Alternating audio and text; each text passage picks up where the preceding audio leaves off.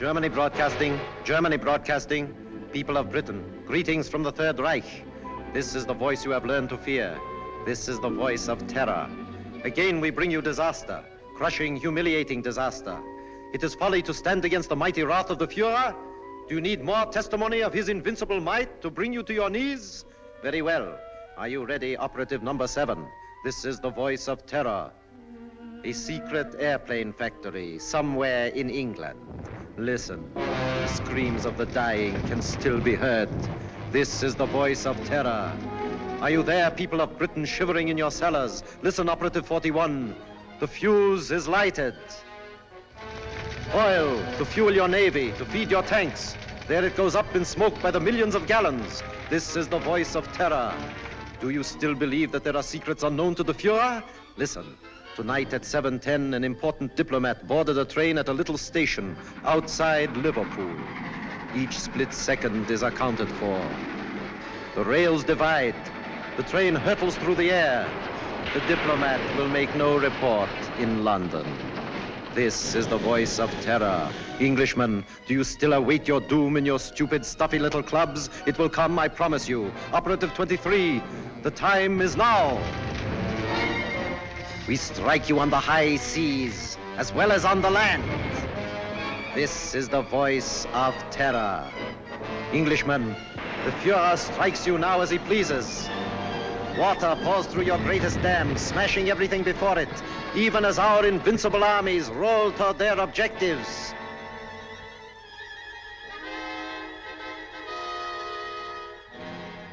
Despite the effective work done by the Intelligence Inner Council, jailing fifth columnists and saboteurs, despite their efficiency in coordinating military strategy based on information of enemy movements, they seem unable to cope with the voice of terror.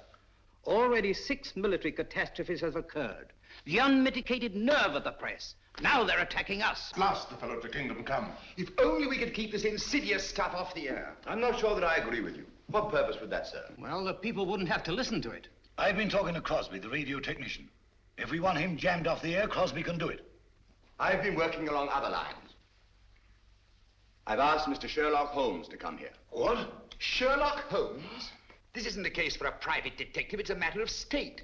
In this emergency, we should take advantage of everyone's peculiar gifts. Mr. Holmes is the most subtle and extraordinary private investigator of our time. Are you intimating that the Army and Navy intelligence plus Scotland Yard are not equal to the occasion, Sir Evan? I'm sure they're equal to any occasion. They've done a marvelous job of lining up fifth columnists, saboteurs, and keeping us informed of the enemy's movements. But the voice of terror seems to have them stumped. Sherlock Holmes may have a new approach that will solve the problem. What's happened inside these walls has always been secret. We don't want any outsiders here. I'm positively and irrevocably opposed to calling in Sherlock Holmes. Perhaps you'll change your mind. I see nothing whatever to make me do so. Prentice is right. For ordinary criminal investigation, Holmes is excellent, but not for this. He's unorthodox and theatrical. I can tell you all about him. Gentlemen, perhaps I can throw some light on the subject myself. Holmes, how are you? So good of you to come. Good afternoon, Sir Evan. Your card opened all doors. Oh, Blouser! Oh, you've put on a little weight since you left school. You don't look any younger yourself, Dimples. How are you? Fine. Come in, won't you? You know these gentlemen? I think so. How do you do? I haven't had that pleasure. May I introduce my friend and associate, Dr. Watson? How do you do? I'm afraid I've arrived at an embarrassing moment. Not at all.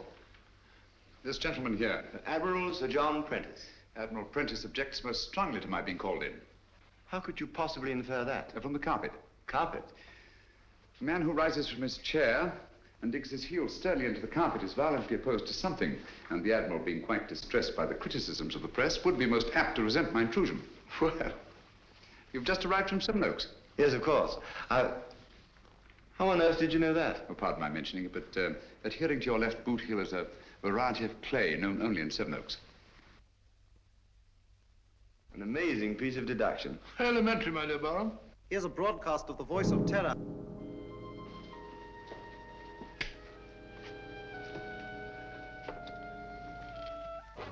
Greetings from the Third Reich. Are you listening, stout fellows across the channel? Are you listening, you little body of incompetent men known as the Inner Council? Today, a new thrill, a new proof of the invincibility of the Fuhrer. Right now, a crack express train laden with British troops and nurses is speeding across England. In just one moment, it will leave the rails forever, crashing twisted metal, the cries of the dying. They can't. Now, They wouldn't dare. It's impossible. They couldn't have got on the to men it. are laughing, joking. That one in the third car reads a letter from home. It is the last letter he will ever receive. The train is rounding a curve. Its whistle is screaming. Farewell, it is saying. Farewell. You have just heard an exact reproduction of the way it sounds, the way it must actually be. The hearts of the German people bleed that innocent men and women have to be killed because your stupid war man... Shaw speaking. Have you any news of the Liverpool Express? Time and time again offered in peace. But if your blundering war cabinet cannot see that England is already lost, then it is our sacred German duty to prove it to them over and over and over until they are on their knees, begging, pleading, groveling for the exquisite mercy of our Fuhrer. Each night, the voice of terror will announce... Shut it a new off. death blow, struck Stop the it. heart of England. Even as you listen, and you... I'm sorry. Do what you can, Holmes. This frightful thing has got to be stopped. His son was on that train. How did they find out about the truce? It was an absolute secret. Gentlemen, something must be done about this thing at once. Yes. First of all, then, the voice must not be blocked off the air. But he's a menace. All over the Empire, this horrible news is broadcast, blown up out of all proportions. The world is beginning to believe it. Even our allies are counting England out. People are frightened, panicky. The British people are not so easily panicked. It's dangerous, I tell you, to let this thing go on. Dangerous, yes, Captain Shaw. But we must continue to listen. What for? So that we can keep on guessing who it is? His identity is not important. The important thing is the purpose behind this campaign of terror. Purpose indeed. Isn't it enough that our most secret plans are known? Our ships are being destroyed, our trains wrecked? I'm convinced that these disasters are only a prelude, a smokescreen, to cover up a more diabolic plan. And I intend to find out what that plan is. This council and Scotland Yard will give you all the aid you require. Thank you. Gentlemen, my connection with this case must remain absolutely secret. You understand that, of course. Why, certainly. You will let the council know at all times just what you're doing. I shall give you such information as I think wise to disclose in the interests of safety, both the public's and your own. The Inner Council has never shared its secrets with anyone. I demand that you keep us informed of your activities and progress. Come along, Watson. Mr. Holmes, I want to apologize for your rather lukewarm reception here. Well, thank you, Sir Evan. I'm used to the chilly atmosphere of high places. And of course, you recognize the importance of time. Quite. And results. Mr. Lloyd, I'm quite sure that Mr. Holmes can be trusted not to fail. He never has, you know. Thank you, Watson. The word is seldom. Goodbye, Sir Evan. Goodbye, sir. Goodbye, Barham. Goodbye, Watson. Shall we walk for a bit or take a taxi? I'm afraid we have no choice. Huh? No, Watson. I have a feeling that when we go out of that door, a girl will be A waiting. girl? What do you mean? A young lady whom neither of us has ever seen before will come forward to greet us. Holmes, now you're pulling my leg again.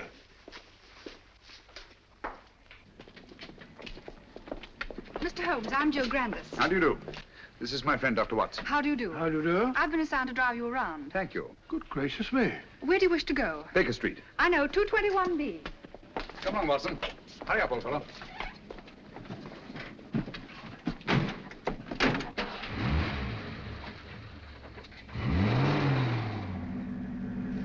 Holmes, the girl waiting. What an extraordinary thing. Elementary, my dear Watson. No, it's an amazing deduction. How on earth did you arrive at it? Barham told me. Huh?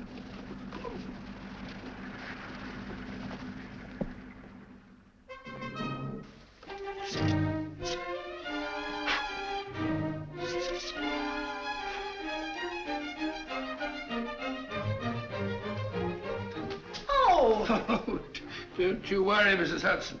Just giving her a bit of a clean. Now we're on a case again. The joints are a bit rusty, like mine, you know. Is he back in a case again? Case? The greatest case of his of our career. Oh, mercy, it always is.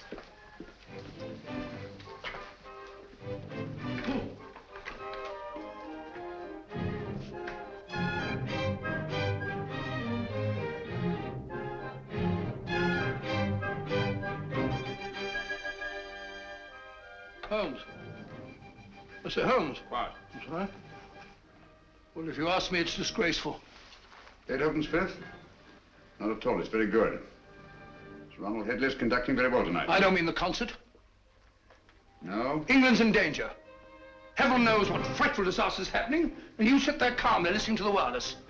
Music hath charms. Very restful. That's got nothing to do with the whole... Contrary, my dear Watson, it may have a great deal to do with it. Oh, really? I don't see what.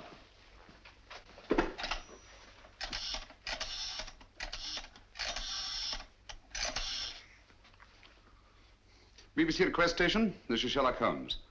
I understand you play recordings. Would you mind playing Beethoven's Fifth, conducted by Sir Ronald Headley? Thank you very much. But you just heard it. I like it. Oh?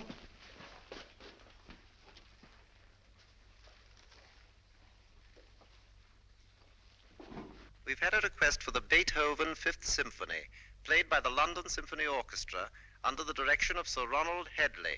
This is a transcription.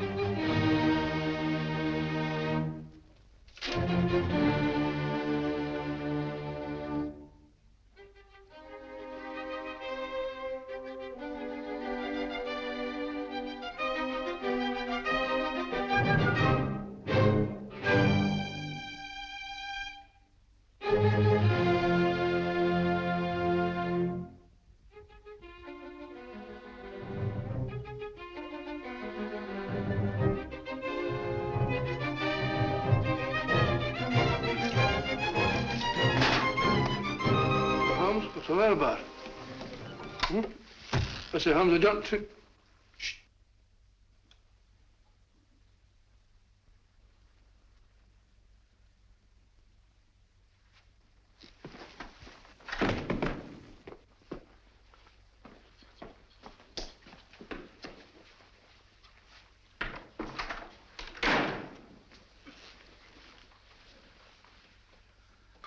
Mr. Holmes. Yes, Gavin? Christopher. Dead?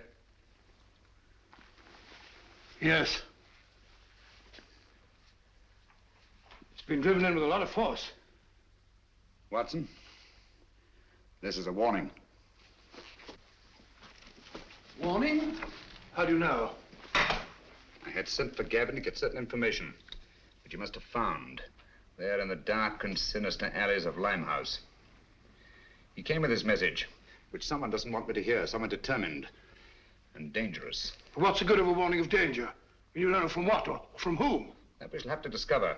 This knife was thrown by the tip, from a distance of about 50 feet, by a man about 5'10". Steady, Holmes. Elementary, no fingerprints. But the distance and the man's height. The angle of entry, and the force with which it penetrated the victim. But Holmes, what do you suppose he meant when he said Christopher? We must find out at once. Come on, Watson. Huh? Come in. Oh, Mr. Holmes, I saw a fella lurking about your steps tonight. Blimey, he won't lurk no more. From the yard. Take care of it, Dobson. Very good, sir. How did it happen? Haven't time now. Get your coat on, Watson. We're going out. No. Holmes, you promised. Oh. Where are we going? Limehouse.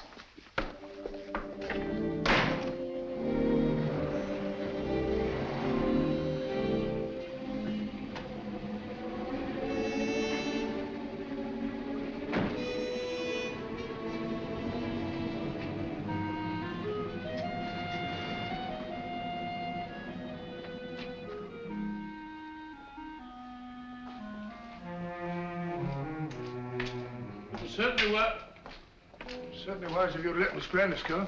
This is no place for a girl or anyone else. Yet there seem to be people about.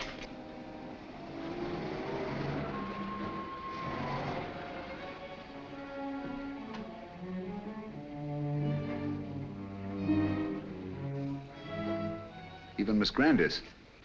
If I'm not mistaken, she's keeping an eye on us. You're Mr. Sherlock Holmes, ain't you? Yes. I wouldn't come down here if I was you. This is Limehouse, and we don't fancy your sort of bloke in these parts. The fellow's absolutely right. Hadn't we better Quiet, be... Watson. This is still a free country.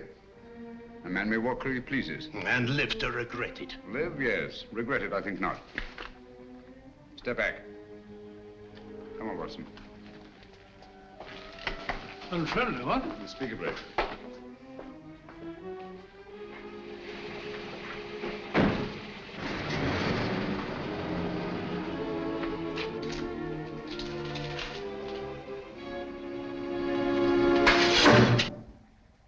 What was that, Holmes? It's all right, quiet. I can't see a thing. Luckily for us, neither can they.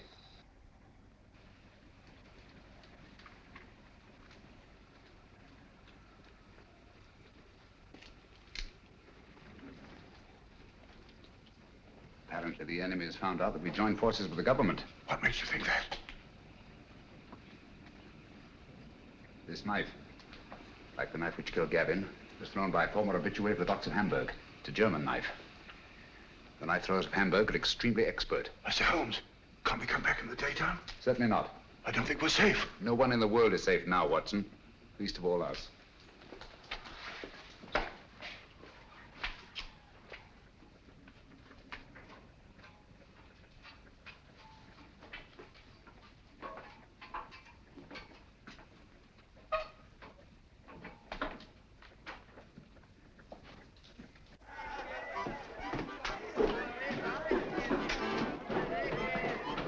What is it? Not ready. Don't tell me that you don't recognize me. Mr. Sherlock Holmes. I got a especially ugly lot here I'll tonight. take my chances. I can't keep you out, Mr. Holmes, but...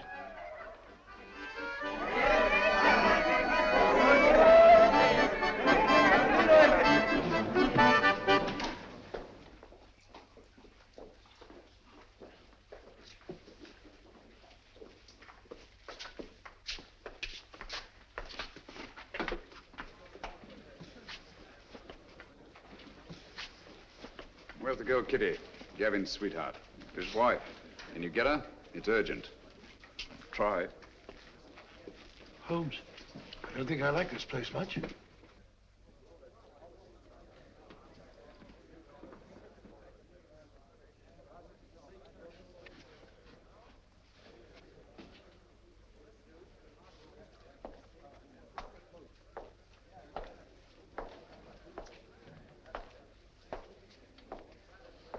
Well, just sit here if you don't mind.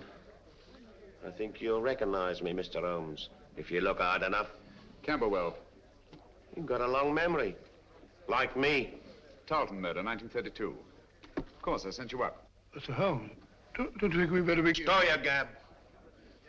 For 10 long years, I've been sitting down there in Dartmoor. For the old 10 years, one thing's been preying on my mind. Only one? Just one.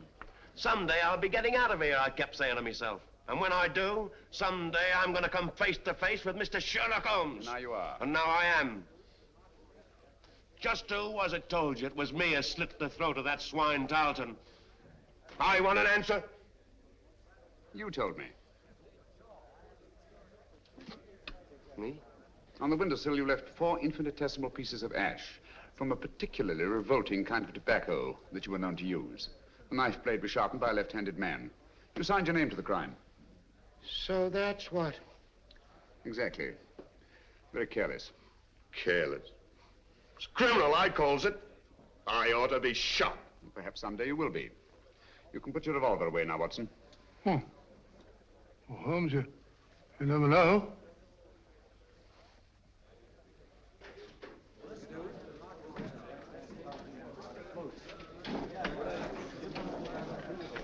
Where's Gavin? Sit down, Kitty. Where is he? You've got him into trouble. What have you done to him? Take it easy, Kitty. Gavin's dead. Dead?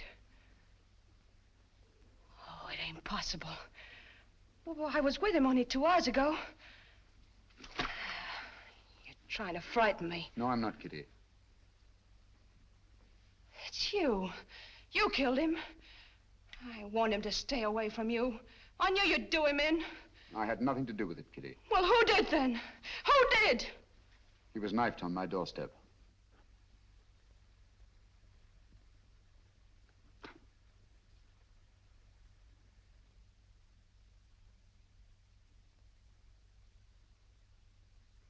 I'm sorry. I'm deeply in his debt. Before he died, he said one word. Christopher.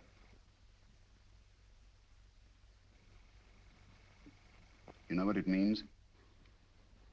I've got to know. What's that to me? You want to avenge Gavin's death, don't you? I don't want nothing to do with it. Nor with you. I never had any dealings with the police, and I won't start now. I'm not asking this for myself. Our country, England, is at stake. Gavin was killed not by his own enemies, nor even mine, but by the enemies of England. So that's it. Yes, Kitty. The Nazis killed him. Help me to find out what Christopher means, and I promise the man who murdered Gavin shall pay for it. Think, Kitty. The cutthroats of the world menace us all. You can help stop this savagery. Yes, you, Kitty. It would take the police weeks, months perhaps, to find out a certain piece of information we must have. That's not so with you and your friends. You know every nook and corner of London. Get them to help us. We need their help. Your friends will become an army. Do you understand? Secret, invisible, and mighty. And you will be at their head, Kitty. You will be their leader.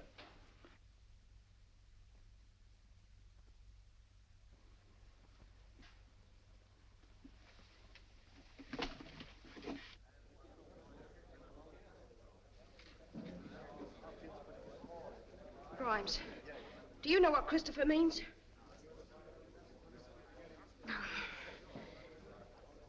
Dugan, do you know?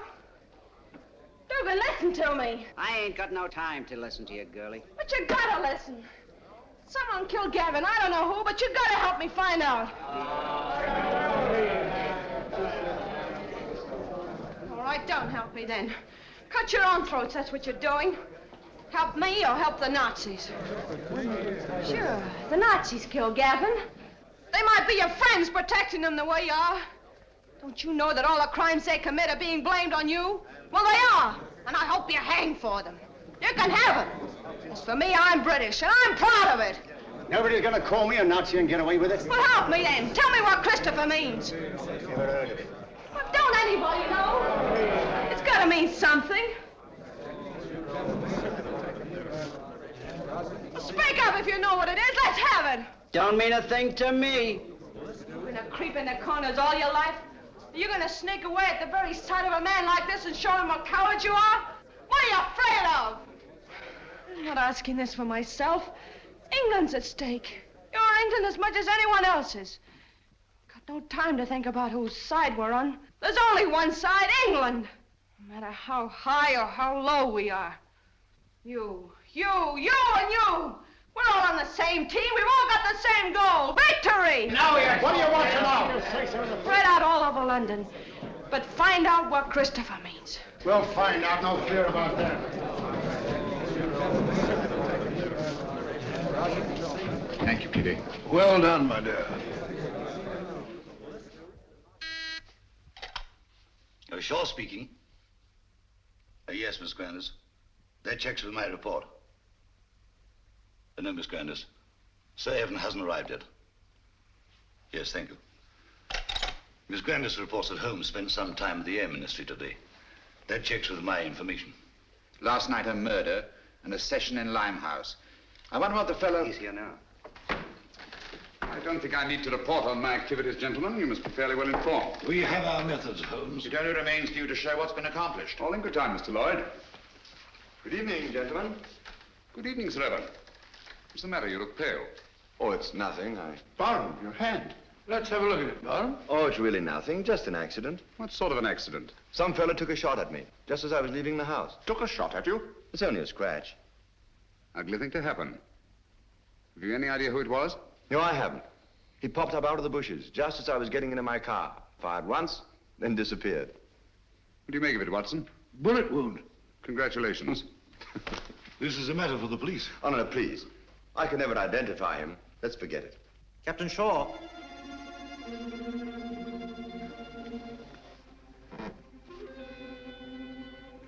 People of Britain, greetings. Is it shock you need? Very well. We Nazis can produce them till Britain's proud head is in the dust where it belongs. People of London, look out of your windows. You will see your promised disaster written across the skies. Lawford, turn out the lights, please. Look to the East India docks. Are you alert, number 20? Look, Britain, look, and wonder, and despair. We Nazis keep our promises. There's a terrible fire in East End. Concentration of men and supplies. American bombers, tanks, gone. Destroyed utterly. The flames are mounting, higher and higher and higher. Now the glare must be visible even to the short-sighted leaders of your bewildered government. Mark well the towering fires. They consume your new planes from America, your meager store of tanks, your puny munitions, and your food. Planes that were your only defense against our all-powerful Luftwaffe. Tanks and munitions that you prayed would hold against the magnificent 50-ton German land monsters, which will soon be crashing through your very houses. Food. Desperately needed morsels you...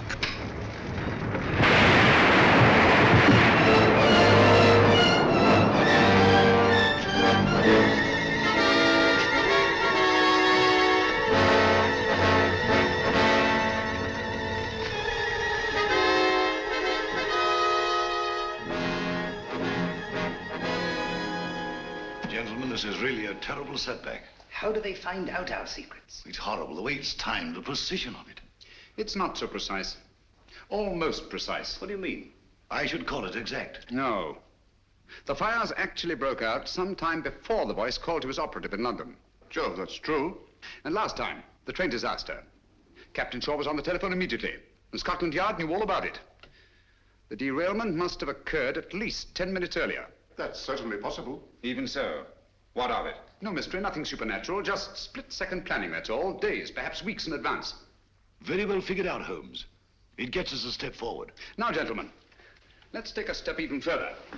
I have charted here the tonal differences between actual and transcribed broadcasts. Using this test, I'm convinced that the voice of terror is undoubtedly recorded and played from a record. What does that prove? It proves that the voice of terror, the man himself, is not in Germany. He's here, in England. Oh, that's impossible. What are you telling us, Holmes? It can't be. Our technicians insist the broadcasts originate in Zeisberg. And so they do, from recordings flown to Zeisberg. It's impossible, Holmes. You can't expect anyone to believe that. It can't be done. Thanks to the Royal Air Force, I have some rather curious information. At irregular intervals, 6 Nazi bombing planes come over and drop their deadly cargoes on non-military objectives. A meadow or a sheepfold. That's nonsense. The Nazis aren't fools. They don't waste ammunition. Of course not. Then what's the purpose? To divert attention from the fact that a single plane breaks formation each time and disappears. But why? Gentlemen, that lone plane picks up plans, maps, secret military information, and the voice of terror's timed and recorded speech and flies them to Germany. I can hardly believe it. Sensational, if true. It's incredible. Fantastic. Mr. Holmes, Yes? there's a person outside asking... A lady? Um, Ask her to come in. Excuse me, gentlemen.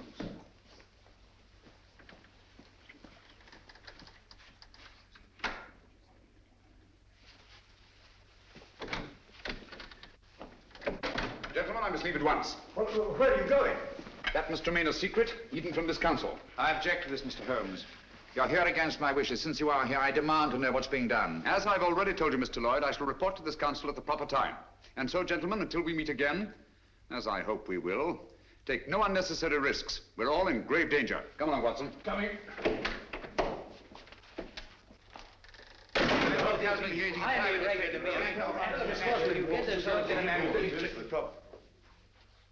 Stay.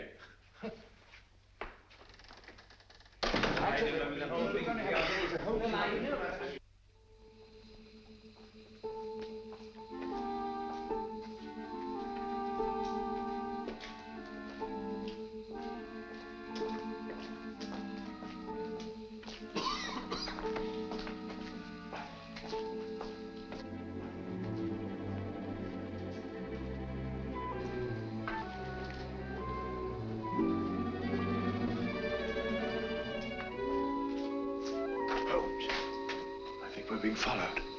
Yes, I know. It's Lloyd. Lloyd? How do you know? He's so obvious about it.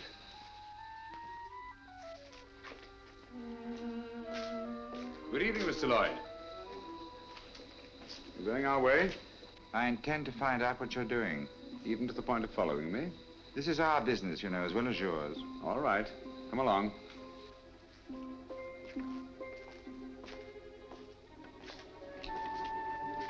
This is the place. Seems deserted. It's been deserted for years. Not very securely locked. Fortunate, isn't it?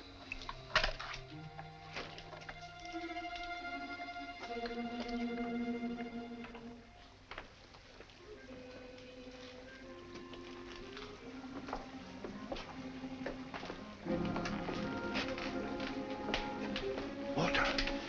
It's the river. This is part of the old Christopher docks. Never heard of them? Christopher? I say, Holmes, isn't that the word that Right, Gavin... Watson. Oh, sorry.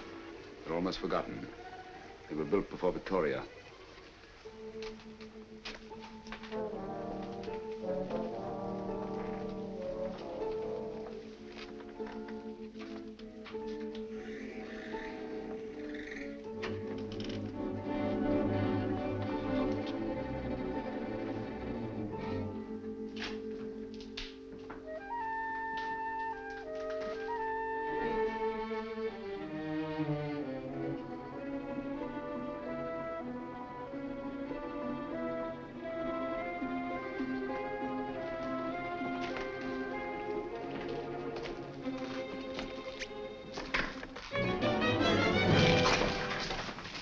Oh, red.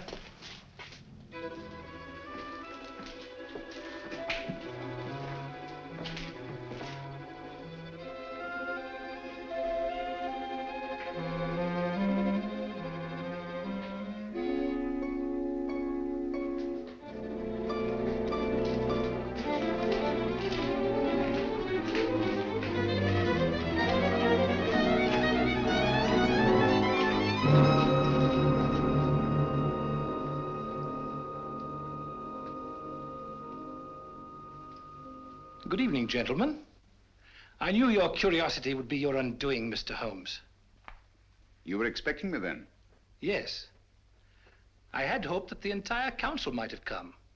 It would have been a pleasure to deal with all of them, quietly and effectively. Eventually, they all will be taken care of. However, Mr. Lloyd is quite a catch and will have to suffice for the moment. What do you intend to do with us?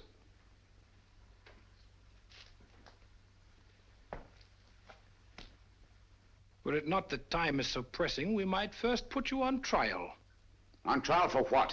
Crimes against the Third Reich. Misguided efforts to wreck our inevitable victory. Mr. Lloyd, your super-British patriotism, your blundering but sometimes effective intelligence efforts are well known. We have quite a score against you, which will be settled. Dr. Watson. A fair physician, no doubt, but of no consequence. To our stupid British minds, every life is of consequence. A quaint notion of an even quainter nation. We are not like that. We know that only the powerful are worthy of respect. Let our record speak for us. Your record speaks. It's brilliant. Thank you.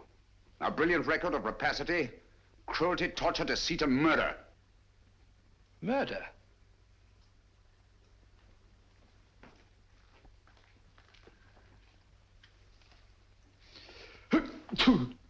Gesundheit. Thank you. Cold? It is a little chilly in here. I'm sorry you're uncomfortable. My discomfort is of no consequence. Your false courage is not impressive, Mr. Holmes. Of course you realize that you and your friends are going to die? As all men must, sooner or later. Not later. Now.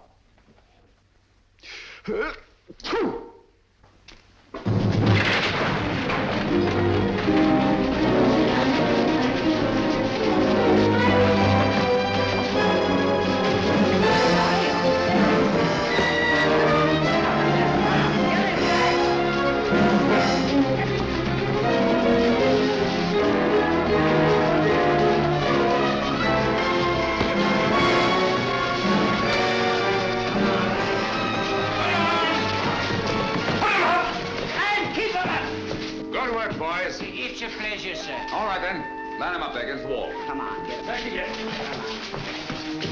Come on, get back.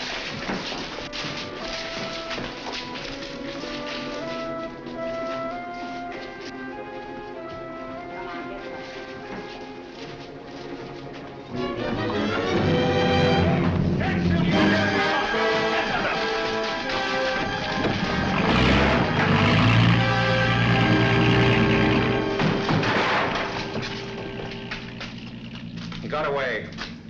Oh, most unfortunate. I blame myself severely. I should think you might, Holmes.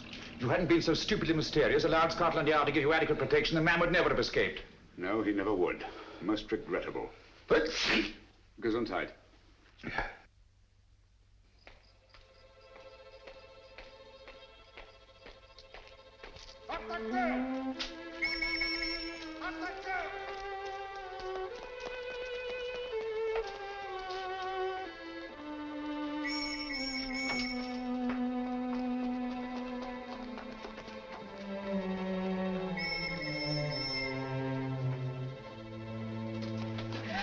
Keep quiet.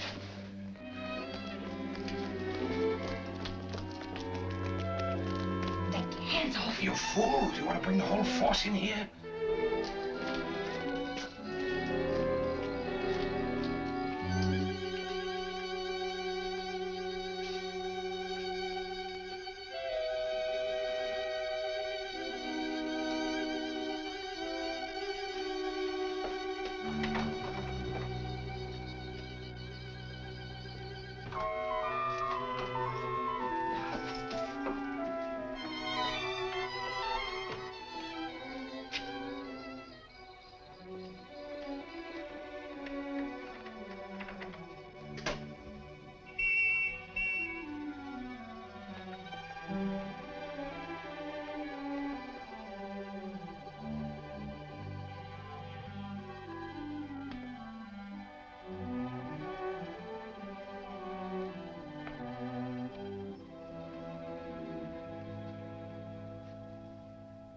So that was it, eh?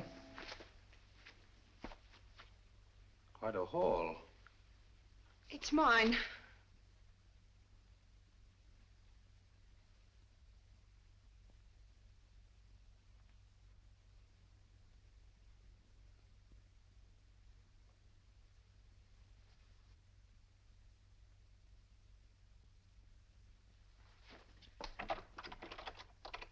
Go ahead. Your friends, the police, are undoubtedly still out there.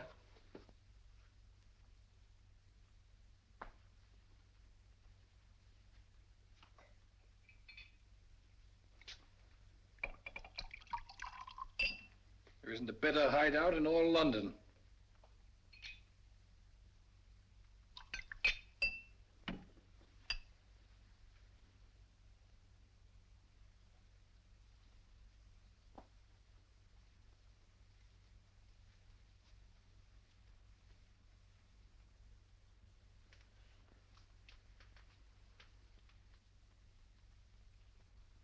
This will quiet your nerves.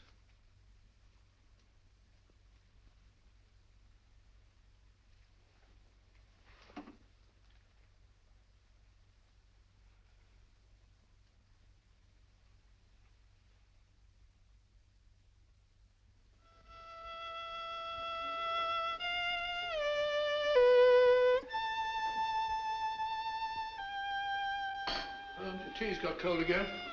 You've been playing that thing all the afternoon? Fiddling while Rome burns. Hello, what's this? General J. Lawford, KCB DSO, and Captain Roland Shaw, MC, who today narrowly escaped being struck by a falling wall in a bombed area. Lawford and Shaw by a falling... Holmes, you don't think that... It was not an accident. Good heavens. Holmes, that sinister-looking fellow, what's his name? Meade. If only he hadn't got away. Yes, difficult as it was, I managed to let him escape. You let him escape, but great Scott, man. He was about to kill us. He may even yet. I don't understand you, Holmes. It's my theory that this chap Meade is the arch criminal, that he's behind the whole thing. You're absolutely right, Watson. Except for one thing. Oh, well, I'm wrong. Have you observed that a highly secret military plan is thwarted by each of these disasters? Yes, I have. Now that you mention it. Watson, there's a leak. A leak? You mean in the council? But Holmes, that's impossible. Anything is possible until proved otherwise. See who are in the council. Lawford and Shaw. They're above suspicion. Their record proves that. Anyhow, they were attacked. Unsuccessfully. Prentice? Would he kill his own son? Doesn't seem likely. And yet the boy is dead. Barham, of course, brought you into the case. So it's quite obvious that he wants it solved. Most patriotic of Sir Barham. Yes, he's a great fellow. Paid wing 3/4 for the school my last term, so I can vouch for him. Besides, he was attacked too, shot at. So I gather. How about Lloyd? No, it can't be him. Meade was going to kill him as well as us. By the way, he's a brave fellow, Lloyd. Did you notice that he didn't turn a hair? Very composed. Come in. Mr. Holmes? Yes, Kitty? I think now we'll be able to get some information from Mr. Meade. Your plan worked like a charm. I knew you could do it. Oh, it's not so hard once your mind's made up. And mine is. You'll be careful. She better be. She's mixed up with that fella. Oh, I'll be careful, all right. But I'm going through with this. Good girl. I heard him talking on the phone today. Yes? He said, I'll take care of that little Seven Oaks matter at 11 tonight. Seven Oaks? Isn't that where... Barham has a country place. Watson, there's not a moment to lose. If I find out that Meade did kill Gavin, I'll... If so, he'll be punished. I warned you no one was safe with that fellow at large. Now he's after Barham. Yes, I only hope we're in time. Come along, Kitty. I'll get you a taxi. Thank you, Mr. Holmes.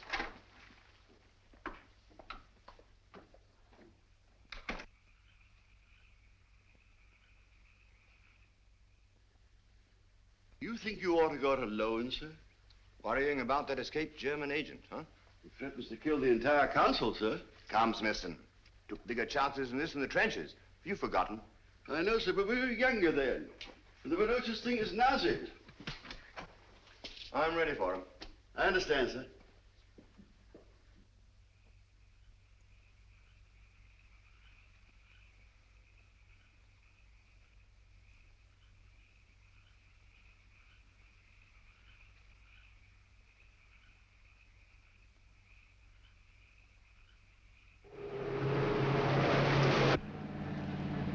You've driven Sir Evan down here before, of course, Miss Grandis.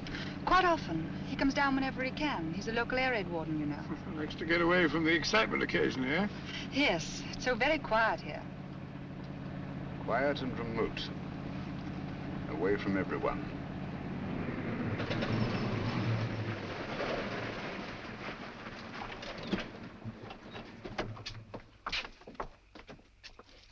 Yes?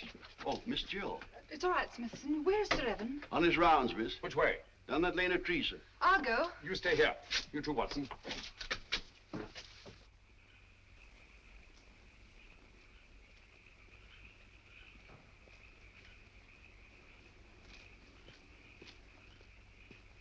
Hello there, Barham.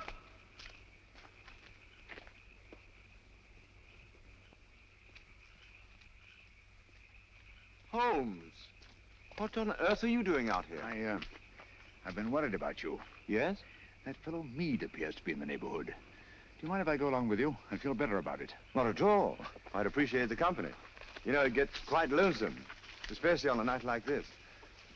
By the way, do you feel you're getting any nearer a solution of this terrible business? Yes, the end is in sight. Really? Well, would you mind telling me? Listen. Air raid sirens. Yes. Coming our way. Yes. Yet I don't seem to hear any planes. Wait a minute. I can. Look. There's one. She's coming right over.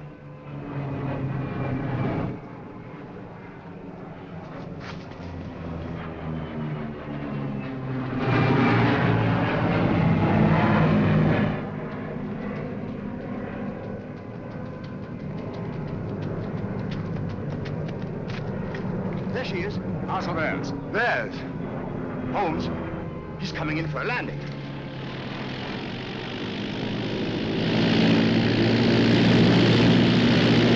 The swine. That's the pickup plane. The voice must be here, close by. Then we've got him.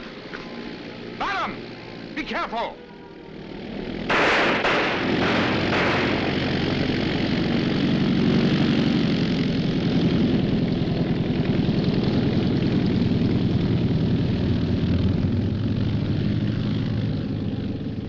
I can't understand you, Holmes. Why didn't you help me? We almost had him. You're too impatient, Baron. My patience is exhausted. This has got to stop.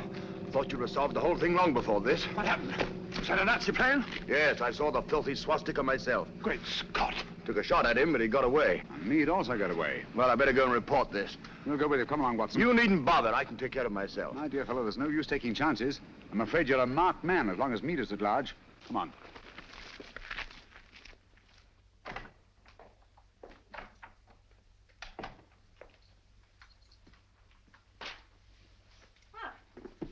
You're a fine one, leaving me alone half the night. You think I like it? I want to go out and have some fun. Don't bother me. Said you were going to let me work with you. Someday you'll come back and I won't be here. Where would you go? What's my business? Maybe you'll be waiting here next time and I won't come back. Don't talk like that. I'm sorry, Kitty. You seem sort of different lately. Anything the matter? Maybe the next time you see me, I'll be in a position of authority, of power. No longer hiding in the dark. Giving the orders, not taking them. What do you say to that? You're drunk. Drunk? Yes. When I was a boy, I dreamed a dream. I was dressed in armor, shining blue-gray armor. I rode on a horse through the streets where the people cheered, hailing me. I rode over the bodies of underlings, prostrated before me. Their blood ran out along the gutters like a river.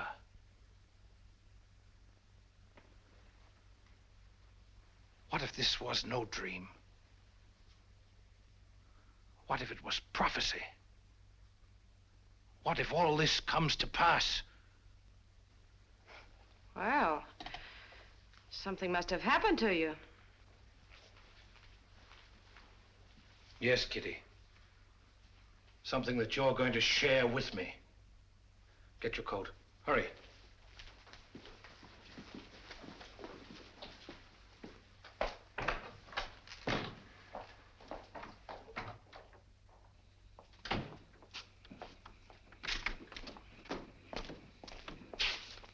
Right, you. Got plenty of petrol?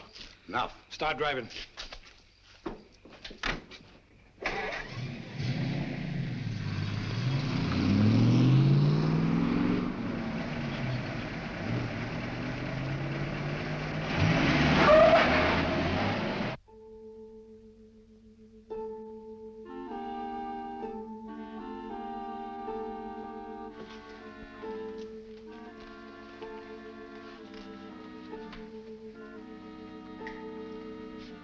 Where's Holmes? He'll be here, I'm sure. It's starting now. Here he is. You're almost late. I had to go to Downing Street. Good evening, ladies and gentlemen. Your favorite broadcaster, the voice of terror, coming to you from Zeisburg. Tonight I have something special for you. Where are you weakest, you weakening people of Britain? Consider well. Is it lack of food? Is it your stodgy leadership? Faulty ammunition? Scarcity of shipping? Lack of raw materials? Do you know that despite all your great efforts, your coasts are inadequately defended? Especially one coast. And there we shall strike. Swiftly, terribly. Tomorrow at sunrise. In a special broadcast at that time, I shall describe the carnage. Turn it off. What does he mean? What kind of threat is this? Remember, all our reports for the last few weeks have indicated abnormal enemy activity on the coast of Norway. That means an attack in force on our northeast coast. Then that's where we must concentrate all our forces, immediately. They'll never bring it off now that we know. This time the voice is boasting. Perhaps, but so far he's made good his boasts. What have you done to stop it? Shilly-shallying about while these crimes continue? This is the last straw. We must prevent this all-out attack at any cost. Sir Evan's right. All our available resources must be rushed to meet it. Withdraw material from elsewhere? If need be, yes. This calls for action, and lots of it. There's something curious about this broadcast. He said tomorrow. Always before, it was now. I wonder what it means. There's no time for wonder at this point. Mr. Holmes, your methods have got us nowhere. The situation demanded action and got none. Mr. Lloyd, I think I know when action should be taken. Nevertheless, we take charge now. This is a crisis you can't hope to deal with. A man to see you, Mr. Holmes. Bring him in. Yes, sir.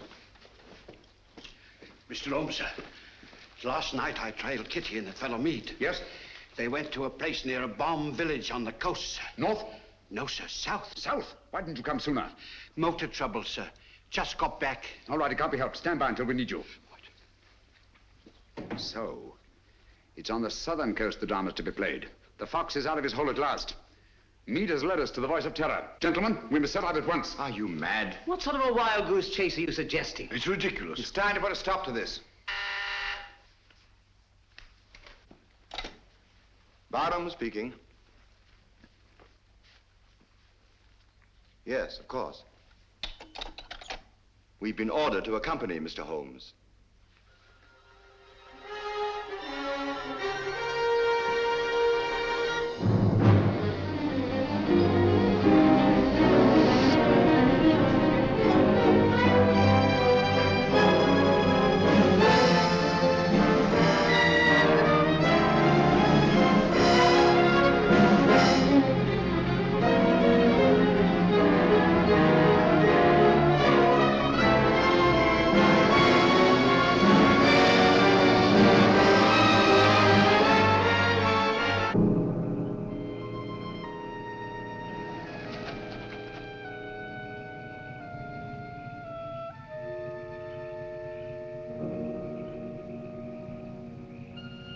Major Harrison, Mr. Sherlock Holmes. Good evening, sir. All the arrangements have been made. Splendid. And that church up there? Yes, sir. All right. Let's go, gentlemen.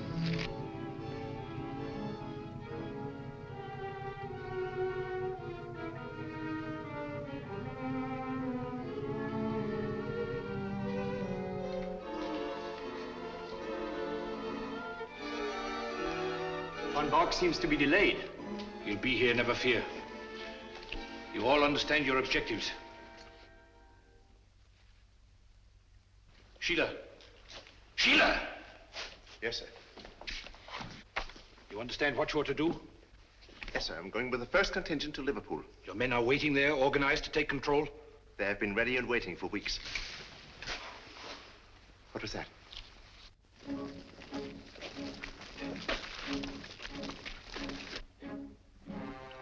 When the world is changing, it is natural to be on edge.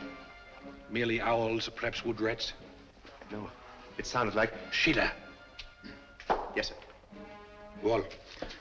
City of Croydon and Croydon Airport. All is prepared. You go.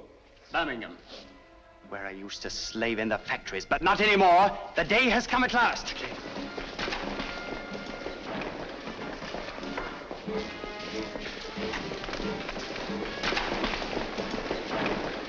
Line them up over there.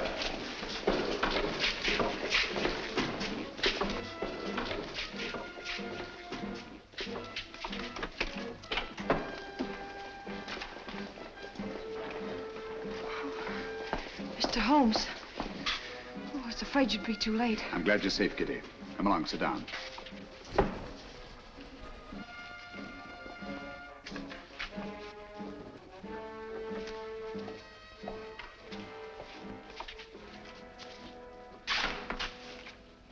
Gentlemen, when Mr. Meade and I last met, he wished he could put us on trial. Mr. Lloyd, Dr. Watson, and myself. Now, Meade, you are on trial. First, let me tell you why you have met here. The vague but canny threat against our northeastern coast was a blind. Your group was congregated here to receive an invasion army proceeding across the channel. What? Invasion? All those men rushed for defense of the north? I can't believe this sounds impossible. Sit down for a moment. It seems absurd of me.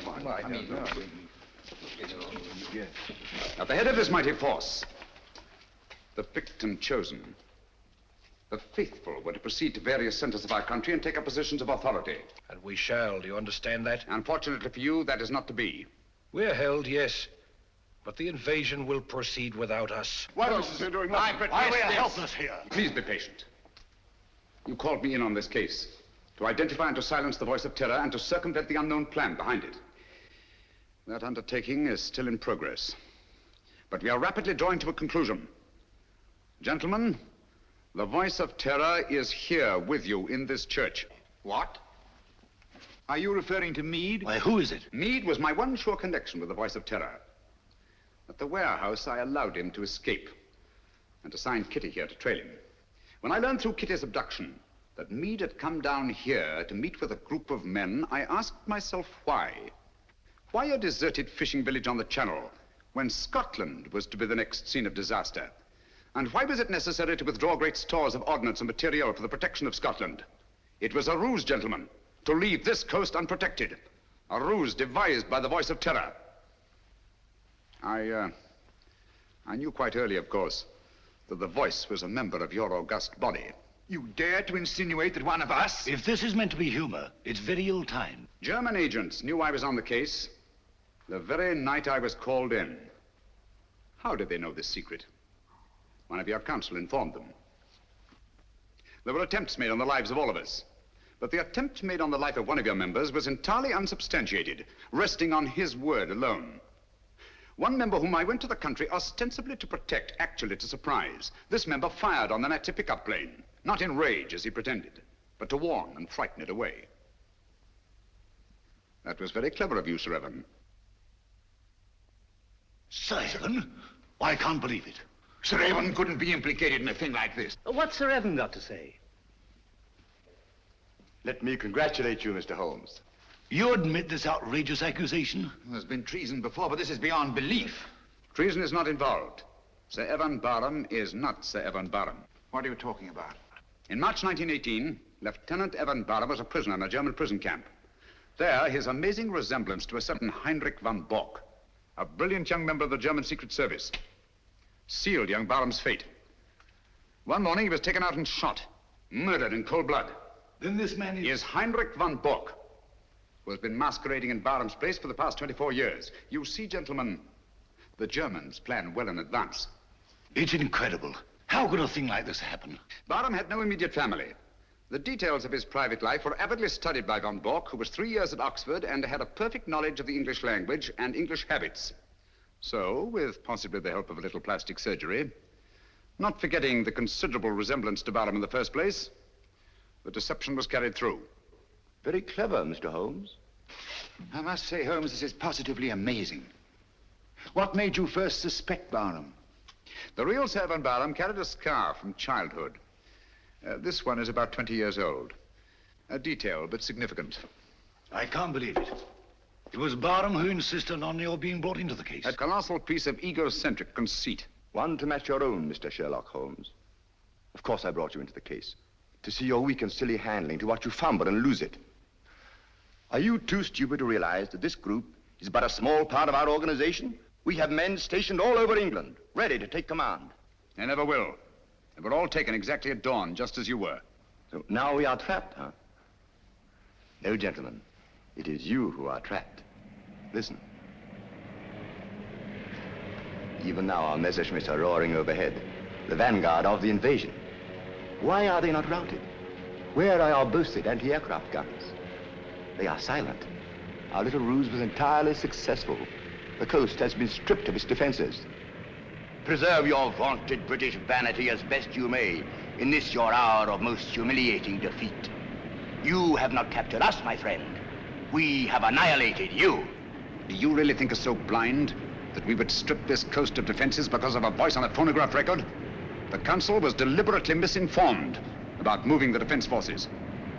You are trying to save your face. Look, if you think I'm lying. Those are not Messerschmitts. They're Spitfires and Hurricanes. Returning from blasting your invasion forces, destroying men and barges by the thousand. Look further, Von Bock. Look below. Commandos, tanks, slipping away now that your invasion force has been destroyed to bring ruin and terror to your people.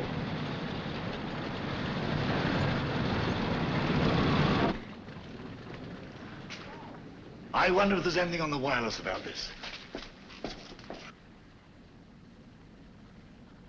The BBC. We are frightfully sorry to announce that a special broadcast of the Voice of Terror will have to be delayed indefinitely. A threat against our northern coasts, made only as a blind to cover the enemy's invasion plans, has not been fulfilled. Instead, our victorious planes have blasted invasion bases on the continent, destroying enormous stores of materiel and troops.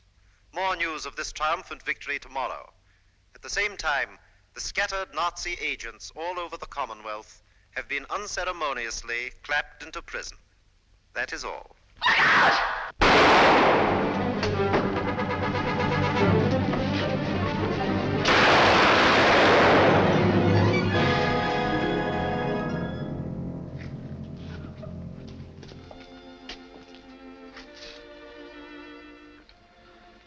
This girl merits our deepest gratitude. Our country is honored in having had such loyalty and devotion. We'll remember. Holmes, I don't know how we'll ever thank you. Don't try, it isn't necessary. I'll be with you in a minute, Holmes. I'll just see that she's taken care of.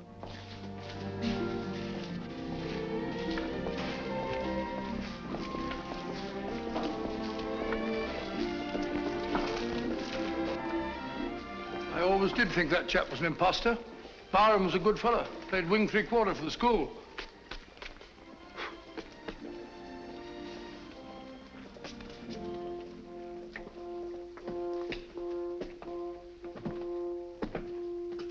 What a lovely morning, Holmes.